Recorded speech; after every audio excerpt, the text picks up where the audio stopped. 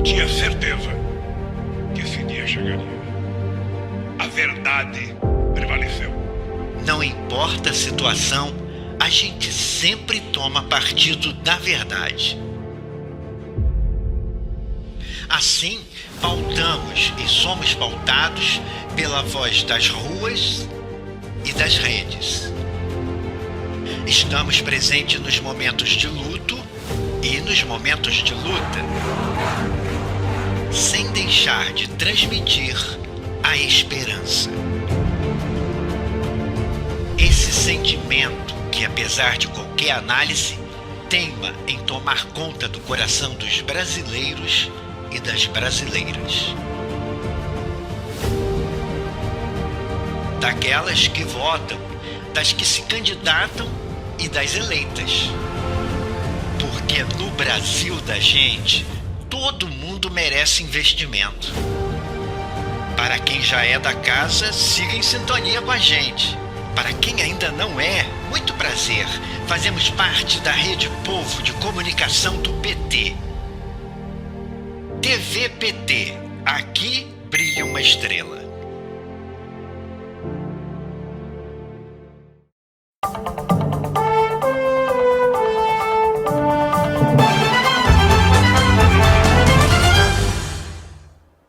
Segunda-feira, 19 de dezembro de 2022. De hoje até o dia 30 de dezembro, a gente vai reapresentar entrevistas especiais realizadas ao longo de 2022. E o Jornal PT Brasil Especial de Fim de Ano traz hoje a reprise da entrevista com a presidenta Dilma Rousseff.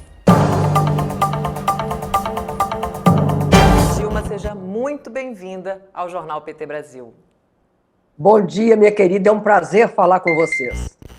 O prazer é todo nosso. Muito obrigada por ter atendido o nosso convite, estar aqui com a gente. É um momento muito esperado. As pessoas aqui no chat também estão comentando o tempo inteiro. Cadê a Dilma? Cadê a Dilma? Chegou a Dilma, gente. Dilma, eu queria começar falando desses 6 anos aí depois do golpe contra o seu mandato, né? O Ministério Público Federal arquivou o inquérito sobre as chamadas pedaladas fiscais, né? O Lula já provou a inocência dele. Eu quero repetir aqui o que muitos de nós já sabíamos, que a senhora não deve nada à justiça. E eu queria que a senhora fizesse agora uma análise desse desfecho após 6 anos. Olha, querida, o golpe, ele teve início com a fraude do impeachment baseado numa invenção da mídia e dos golpistas, as chamadas pedaladas. O golpe se aprofundou com a condenação de um inocente, do Lula, para que um neofascista ganhasse a eleição e, além de ganhar a eleição, né, desmontasse tudo que tínhamos feito. Né? Agora, o presidente Lula teve o seu reconhecimento como inocente. A farsa da Lava Jato, que o sentenciou sem provas, obteve, né, o ministro Sérgio Moro em troca com o Ministério da Justiça. Ela foi desmontada pelo STF e pela ONU. E agora o Ministério Público Federal reconhece o que nós dizíamos desde o início do processo do golpe, e que também a perícia do Senado tinha afirmado naquela época, que não havia nem indício, nem provas de pedaladas. E corrobora a nossa fala de que era uma ficção para derrubar 54,5 milhões de votos e enquadrar o Brasil ao neoliberalismo. Esses dois fatos são um marco da luta pela volta da democracia ao país. Foi decisivo para que pudéssemos chegar a esse momento, às vésperas das eleições, que podem permitir que o Brasil seja reconstruído. Uma palavra sintetiza o que permitiu. A palavra é resistência. Nós não baixamos a cabeça. A resistência das mulheres, que foram inconformadas com a injustiça misógina da primeira mulher ter sido, né, derrubada da presidência. E também ter todos os seus direitos não reconhecidos a partir daí. Né? A resistência de juristas e intelectuais que não aceitaram a condenação injusta de Lula. A resistência dos militantes que, durante dias e noites, né, em que o Lula ficou preso em Curitiba, ficaram em solidariedade com ele em vigília permanente. Né? E também o que esse pessoal fez com o Brasil, levando milhões de brasileiros e brasileiras de volta à fome, por exemplo. São fatos que as pessoas passaram a vivenciar, né? Todo o desprezo que nós vimos em relação às vidas humanas, quando hoje 680 mil mortes atingiram a população brasileira, e o presidente e seus ministros pouco se importavam com a saúde da população. E também, né, tudo o que eles fizeram e tudo que o presidente faz em relação a difundir ódio, a violência, seu desprezo pelas mulheres, a forma como trata até jornalistas, né? Desprezo pelos negros. Recentemente ele teve desprezo pelos pobres, pelos nordestinos e pela democracia. E a vergonha, a própria vergonha que eles nos causam pelo despreparo em representar o Brasil no plano internacional. A nossa esperança é que essa coragem toda do povo brasileiro ela vai resultar em que esse golpe contra o Brasil, nosso povo e a democracia, comece a ser liquidado agora. Está pertinho, no dia 2 de outubro, com a vitória de Lula no primeiro turno.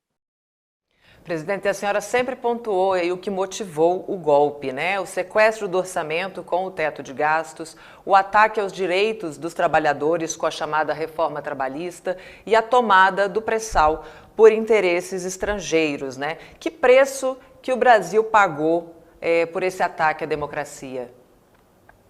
Olha, é um preço, viu, que está durando até agora, né? Nos 6 meses seguintes do golpe, ele foi consumado no dia 31 de agosto. Um pouquinho antes, já estava em andamento, mas resulta que nos 6 meses seguintes, ou seja, até o final do ano de 2016, algumas medidas foram tomadas. O sequestro do orçamento, por meio do teto do gasto, como você disse. Hoje, você não tem remédio, você tem um problema seríssimo, inclusive, de ameaça, no caso de vacinas de poliomielite. Você tem que a Casa Verde e Amarela, ela amarelou, ou seja, não tem nenhuma política habitacional mais. O Bolsa da Família virou eleitoreiro, ou seja, dura até o final deste ano, né, cumprindo o período eleitoral. Ele se gasta, né, o governo Bolsonaro gasta mais em defesa do que em saúde e educação. E criaram, além disso, um orçamento secreto que deixa o centrão fisiológico controlar o investimento público, de forma absolutamente clientelista. Isso é o primeiro passo. O segundo passo foi a reforma trabalhista, que instituiu o precariado. O que é o precariado? É o domínio de salários extremamente baixos, a precariedade de direitos, ou seja, os direitos se fundiram no ar, ou seja, se dissolveram no ar, melhor dizendo. Então, a reforma trabalhista, ela ensejou também algo muito grave, que é o desmonte dos sindicatos, impedindo que os sindicatos se financiassem. Já a tomada da Petrobras e do pré-sal é gravíssima, porque a cadeia de gás e de petróleo ela tem um efeito na industrialização do país.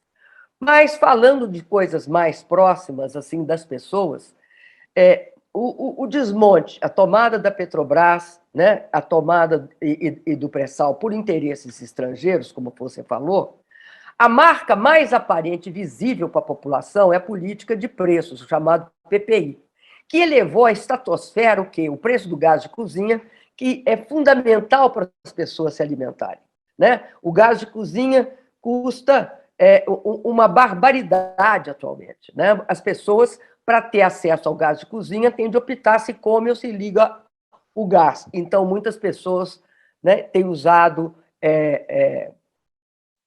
a queima de madeira, o que pode ensejar, né, vários riscos e vários acidentes. Além disso, elevou o preço da gasolina, elevou o preço do diesel. O diesel compromete imediatamente os alimentos. Os alimentos estão no patamar que estão porque teve toda essa imensa pressão no preço do diesel e dos combustíveis no Brasil. Então, você tem uma situação em que todas as medidas que ensejaram o golpe, feitas para fazer, né, elas foram feitas e só puderam sê-lo para tendo um golpe por trás, porque por eleição eles não conseguiriam aprovar isso. Agora, eu tenho certeza que nós vamos derrotá-los no dia 2 de outubro e devolver o Brasil e o pré-sal aos brasileiros, devolver aos trabalhadores um padrão de vida digno e devolver a democracia ao nosso país, libertando o orçamento do controle do Centrão e deixando claro que esta vitória depende da eleição do presidente Lula no dia 2 de outubro. A eleição do presidente Lula é uma espécie de ato inicial de libertação do Brasil e de reforço à democracia. Presidenta, no seu pronunciamento, logo após o golpe, em 2016, a senhora previu que a história seria implacável com aqueles que tomavam o poder de forma ilegítima. Vou te citar aqui e disse esperar que soubéssemos, abre aspas, nos unir em defesa de causas comuns a todos os progressistas, independentemente de filiação partidária ou posição política, fecha aspas. Parece que a senhora previu o momento atual, né, com o Lula à frente aí das pesquisas e apoiado aí por uma ampla coalizão democrática. A gente está vivendo a retomada de um projeto interrompido, Dilma? Olha, eu acredito que estamos, sim. Nós estamos vivendo a retomada de um processo interrompido. Naquele momento, eu mostrei que o golpe não era contra mim, era contra todos os avanços feitos desde o governo Lula, passando pelo meu governo, né? Que o golpe era contra, né? O Minha Casa Minha Vida, que o golpe era contra a interligação do São Francisco, que o golpe era contra a descoberta do pré-sal, que o golpe era contra o direito das mulheres, né? O combate à violência às mulheres, lei do feminicídio, lei da Maria da Penha, o Disque 180, tudo isso está desmontado. O golpe é contra também o meio ambiente desse país. Nos nossos governos, os menores índices de desmatamento foram obtidos através de muito esforço. Nós conseguimos, inclusive, fortalecer as populações indígenas. Nós conseguimos dar um sentido, né, ao fato de que o Brasil é um país dominantemente composto pela população negra. Então, nós tivemos a clareza de que a política de cotas na universidade, garantindo aos negros, pretas e pretos, como diz o IBGE, nós garantimos o acesso à universidade, mudando a cor da universidade, das pessoas que integram a universidade. Enfim, foi feita uma política, por exemplo, como mais médicos. Tudo isso foi desmontado. Agora, eu acredito que essa volta da democracia é uma volta porque as pessoas... Eu acredito que os brasileiros eles têm absoluta consciência do que aconteceu. E estão demonstrando isso de uma forma que eu acho assim, excepcional. Por quê? Durante, por exemplo, no período que antecedeu a ditadura, nós tivemos também a tentativa de reformas. Naquele momento, houve, então, o golpe de 64. Durou 21 anos. Este está durando menos. Por quê? Porque eu acho que as pessoas adquiriram, nesse processo, imensa consciência. Nós devemos ao povo brasileiro essa capacidade de metabolizar tudo isso que aconteceu e traduzir isso num processo eleitoral, de forma a agregar o maior número de pessoas que são democratas e que têm compromisso com esse país.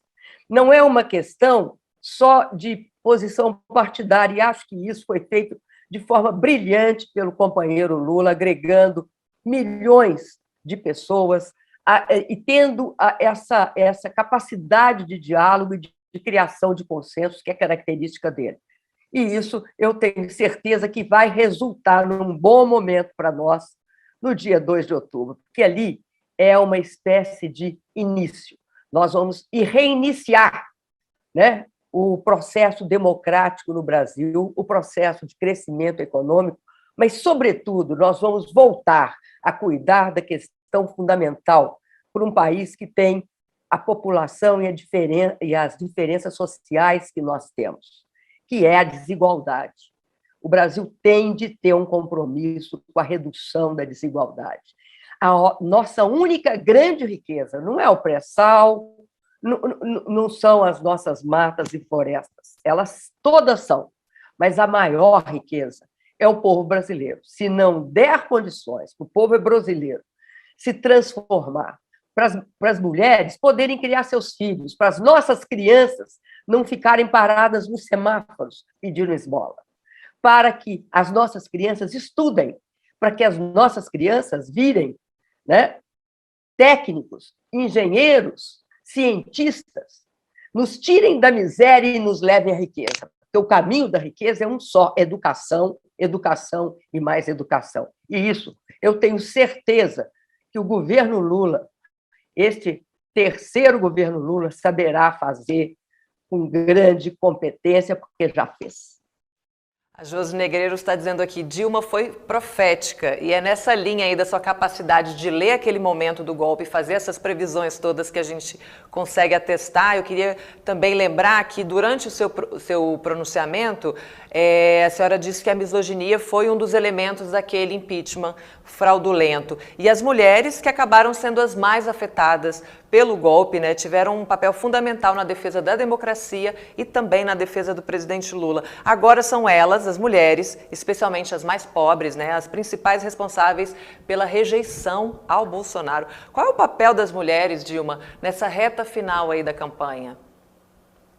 Eu queria resgatar uma fala que eu fiz. Eu disse o seguinte, que as mulheres elas foram essenciais na luta inicial contra o impeachment. Primeiro, elas me cobriram de proteção, de flores. Teve um momento que se recusava a colocar flores no palácio. Eu estava no Palácio do Alvorada e o governo ilegítimo proibiu que se colocasse flores lá no palácio.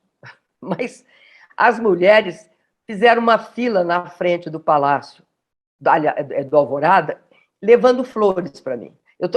Eu mostro eu falo isso porque isso é um ato bem típico das mulheres, porque elas sabiam que o golpe era misógino, elas sabiam que tinha um componente, e isso a gente viu em todas aquelas propagandas, inclusive aquelas mais grosseiras, sexualizadas, que fazem isso, atacam a mulher, né? Aliás, a gente conhece bem, é típico desse governo atual, essa desqualificação das mulheres, né? Bom, eu acredito que as mulheres têm um papel crucial nesse país. Uma das coisas que nós aprendemos fazendo política social é que não existe política social no Brasil sem que você foque nas mulheres. Por isso, o Bolsa Família era dado preferencialmente para as mulheres. Por isso que a titularidade das casas, do Minha Casa Minha Vida, estavam na mão das mulheres. E as mulheres, elas fazem por onde? Elas sempre tiveram uma participação quase majoritária em certas políticas, como a Pronatec, acesso ao conhecimento, né? Você tem as mulheres sempre participando, e elas mostram uma capacidade de percepção muito grande. E, neste momento atual, elas formam eu digo o seguinte, tem duas grandes barreiras, dois grandes bloqueios ao avanço das políticas reacionárias, de ódio, de violência, porque a mulher é contra a arminha. A mulher quer paz, a mulher quer condições para criar suas famílias, e para criar seus filhos, para olhar seus netos. Então, a mulher tem compromisso com a sociedade, um compromisso muito grande, não que os homens não tenham. Aliás, tinha uma companheira metalúrgica que dizia: as mulheres são mais da metade da população, os homens são o restante. Eles não precisam ficar incomodados, porque nós somos mães de todos eles. Então, essa relação que traz tudo em família torna a mulher uma pessoa central na sociedade. E, por isso, ela também tem um papel central na consciência. E aí ela forma um bloqueio junto com os mais pobres. As mulheres negras, as mulheres todas as mulheres, mas eu falo das mulheres negras porque geralmente são as mais atingidas, né? E falo também dos mais pobres, homens e mulheres, famílias, que sabem perfeitamente aquilo que lhes beneficia, aquilo que lhes prejudica. E, no caso atual, fica claro que as mulheres têm descortínio, têm percepção, têm sensibilidade, e, por isso, elas são contra Bolsonaro, numa proporção muito significativa. E elas darão, eu tenho certeza, mais uma vez, a vitória ao presidente Lula. Dilma, deixa eu só ler aqui umas mensagens de carinho aqui para você. Eterna presidenta Dilma, meu exemplo de mulher. Dilma guerreira, coração valente, perfeita apenas. Dilma, ninguém encontrou nada contra você e tem mais de 50 mansões aí com Bozo. Orgulho da nossa presidenta Dilma, viva a presidenta Dilma, amada Dilma Rousseff, que nos dá tanto orgulho. Bom dia, presidenta Dilma Rousseff. São muitas mensagens de carinho e em todos os atos, né, que a senhora participa, comparece, o público te recebe com muito carinho, né? Com muito amor também. E nessas horas o presidente Lula também sempre ressalta que essa é a prova de que o Brasil sabe que a senhora foi vítima de uma grande injustiça. Isso parece ser confirmado também quando a gente vê, por exemplo, pessoas muito famosas como o influenciador digital, o Felipe Neto, que te pediu desculpas publicamente, né? Não escondeu isso de ninguém, publicou fotos dizendo que a senhora o perdoou, que o recebeu com carinho também. A gente pode dizer, a gente pode afirmar, Dilma, que a verdade venceu, prevaleceu? Olha, eu acho que a verdade vem prevalecendo, né? Esse é um processo de construção. Eu queria te dizer que, para mim, foi muito comovente o Felipe Neto. Por quê? O Felipe Neto fez um depoimento muito bonito. Ele disse que ele era antipetista, antes de existir o antipetismo, porque ele tinha sido criado numa família conservadora. O que é absolutamente natural e que nós todos aqui fomos criados, em algumas famílias são menos conservadoras, outros são mais.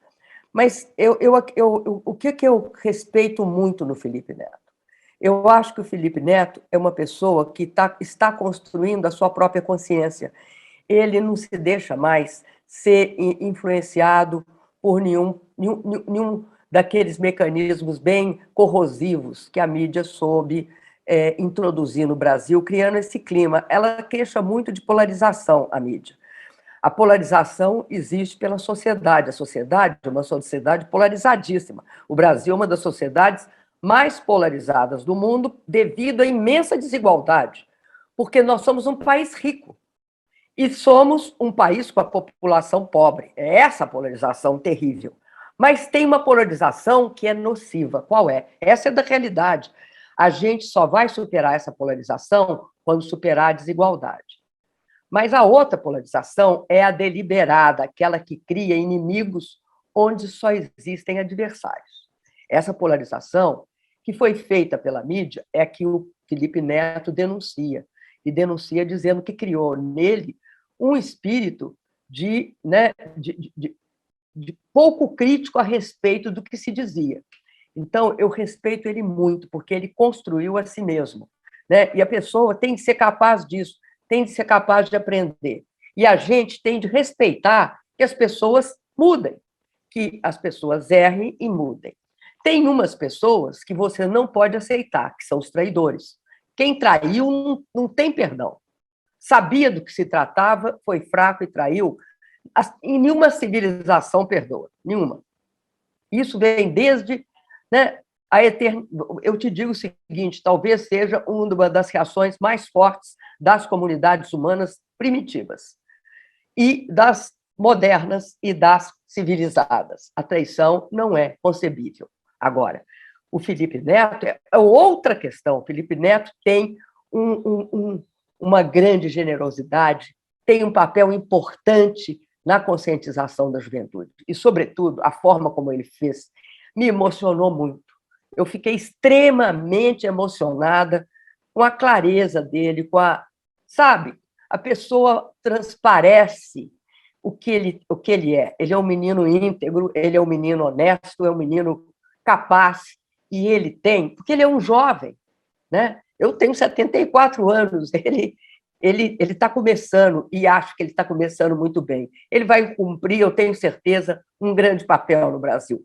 Foi, para mim, muito comovente. Eu só tinha uma coisa para oferecer para ele, que era o meu café, e eu ofereci. Olha que maravilha. O povo tem passado, né, Dilma, por tanto horror, tanto sofrimento. Quando a gente faz aí uma retrospectiva do que foi o governo Bolsonaro, do que foi o pós-golpe, foi muito horror, muito sofrimento. E eu queria pedir para a senhora convocar a nossa população a ir votar no dia 2 de outubro, a conquistar mais votos, né, mais mentes, mais corações, com essa mesma generosidade aí que a senhora dispensou ao Felipe Neto, né, acolhendo de braços abertos. As pessoas podem mudar de ideia, e é essa convocação para a gente fortalecer a esperança aí em um dia melhor. Olha, eu vou te falar uma coisa. Nos últimos meses, o que nós vimos? Nós vimos nosso povo foi às ruas e defendeu mais direitos, quer mais avanços, quer acabar com esse retrocesso, disse não ao ódio, disse sim à democracia, e você vê essa grande movimentação. É por isso que eu tenho certeza de que a população saberá dizer não a tudo isso que foi criado no pós-golpe, pelo golpe e no pós-golpe. O nosso povo ele é sábio, ele tem experiência histórica. Aos brasileiros que se opõem ao golpe, que lutam pela democracia, aos brasileiros que querem um país reconstruído, um país respeitado internacionalmente, um país que respeite o meio ambiente, eles devem se manter mobilizados, independentemente de posições partidárias nesse momento, porque nós temos de fazer um chamamento, nós temos de ficar unidos e em paz, e lutar pela democracia.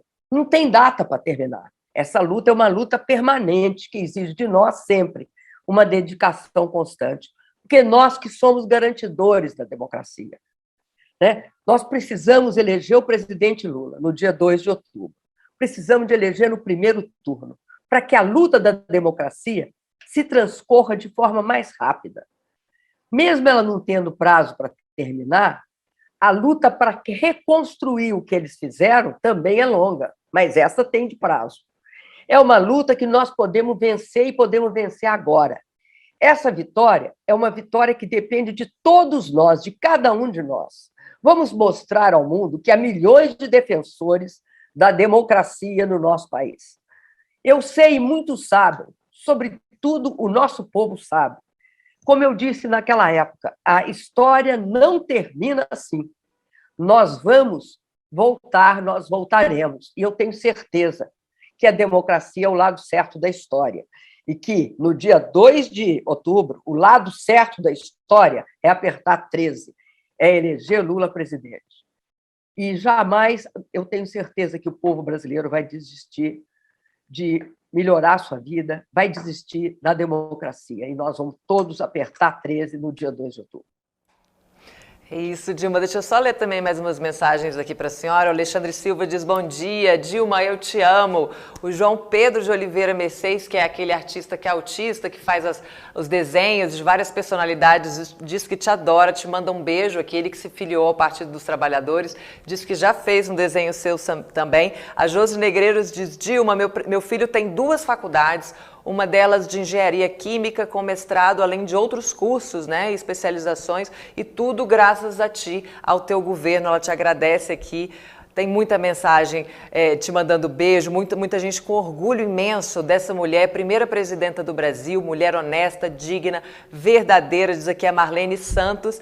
E a Isis Frank diz aqui: Dilma, eu quero te abraçar um dia. Eu também quero, Dilma. E antes da gente se despedir, eu queria dizer para a senhora que todos nós aqui da Rede Povo de Comunicação do PT, a gente tem muita admiração pela senhora, pela sua trajetória, e a gente está aqui em vigília, em plantão, até o fim dessa eleição de 2022. Então eu queria que a senhora deixasse aí uma saudação, um beijo especial para a nossa equipe de comunicação.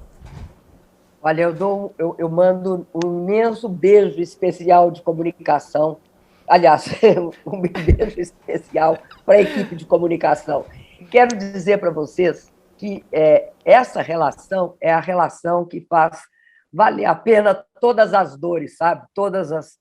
O sofrimento. Por quê? É saber que a gente está do lado certo da história, é saber que tem gente como vocês e milhões de brasileiros, eu tenho certeza, que sabem disso, que sabem que nós vamos retomar esse caminho, que esse país é maior, que nós vamos superar tudo isso. E queria dizer também, né, mandar um abraço para o meu querido amigo que sempre faz desenhos meus, né? E queria falar também que agradeço muito as mensagens de apoio, de amor de todos que eu recebi. E vocês, vou mandar um coraçãozinho para vocês. Ai, meu Deus. Tá? Um coraçãozinho. Ah, não, Dilma, que coisa linda. Eu estava aqui, que te confesso que eu estava apreensiva, estava aqui apreensiva para falar com você hoje. Será que vai ter um... Você pensou assim, será que vai ter um coraçãozinho? Teve. Teve coração, teve muito mais, teve a sua participação brilhante aqui mais uma vez. Muito obrigada pela generosidade, pelo carinho, por estar aqui com a gente nessa manhã. Isso é muito importante para todos nós. Te desejo um ótimo dia, uma ótima reta final aí de campanha. E é um alento escutar de você que tem essa leitura aí do mundo, né, dos momentos, dizer que a gente vai recuperar tudo isso. Isso dá muito mais esperança para a gente. Um beijo grande. Muito carinho. Um grande beijo, querida. Bom dia. E vamos na contagem regressiva para a posse do presidente Lula. Faltam 13 dias para a alegria tomar posse. Bom dia e até amanhã. Somos um único país, um único povo. Lula presidente. Da perseguição política à esperança renovada. Episódio 1. Brasil, 30 de outubro de 2022. 20 anos depois de deixar o cargo como presidente mais bem avaliado do país, Luiz Inácio Lula da Silva é eleito pela terceira vez. Ultrapassa sua própria marca e com mais de 60 milhões de votos é o presidente mais popular da nossa história. É a vitória de um imenso movimento democrático que se formou acima dos partidos políticos, dos interesses pessoais, das ideologias, para que a democracia saísse vencedora. Lula enfrentou a eleição mais importante de sua vida política. Depois de acabar com a fome e tornar o Brasil a sexta maior economia do planeta, encontrou um país dividido pela mentira. Dominado pela intolerância, afogado em dívidas e isolado do mundo. Nós vamos encontrar uma saída para que esse país volte a viver democraticamente, harmonicamente, e a gente possa, inclusive, restabelecer a paz entre as famílias, entre os divergentes, para que a gente possa construir o mundo que nós precisamos e o Brasil. Neste 30 de outubro, a maioria do povo brasileiro votou por mais e não por menos democracia. Votou por mais e não por menos oportunidades para todos. Votou por mais esperança e menos medo, mais amor e menos ódio. A maioria do povo brasileiro confirmou sua confiança em Lula para colocar o Brasil mais uma vez na direção do futuro. Vou governar para 215 milhões de brasileiros e brasileiras. E não apenas para aqueles que votaram em mim. Não existe dois Brasis. Somos um único país, um único povo, uma grande nação.